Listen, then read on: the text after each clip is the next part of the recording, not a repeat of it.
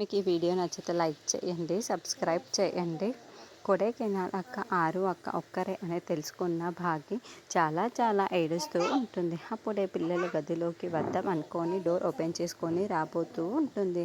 అయితే ఏం చేయాలో ఎలా మాట్లాడాలో ఏమీ అర్థం కాక చాలా బాధపడుతూ ఇంటికి వెళ్తూ ఉంటుంది. అప్పుడే వెళ్తున్న భాగిని అమ్ము చూసేసి, మిస్సమ్మ ఏంటి అక్కడే ఆగిపోయావు, రా మిస్సమ్మ లోపలికి అని పిలవటంతో భాగి చాలా బాధపడుతూ పిల్లల దగ్గరికి వచ్చి నిల్చొని ఉంటుంది. భాగి చాలా బాధపడుతూ ఉండడం అమ్మకి అర్థమైపోతూ ఉంటుంది.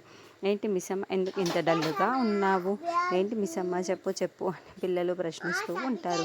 మిస్సమ్మ నువ్వు హ్యాపీనే కదా, మిస్సమ్మ నువ్వు ఎందుకు ఇలా ఉన్నావు అని అంజు కూడా అడుగుతూ ఉంటుంది. అప్పుడే ఇంత ఆరుతో మాట్లాడిన మాటలన్నీ భాగి గుర్తు చేసుకుంటూ ఉంటుంది.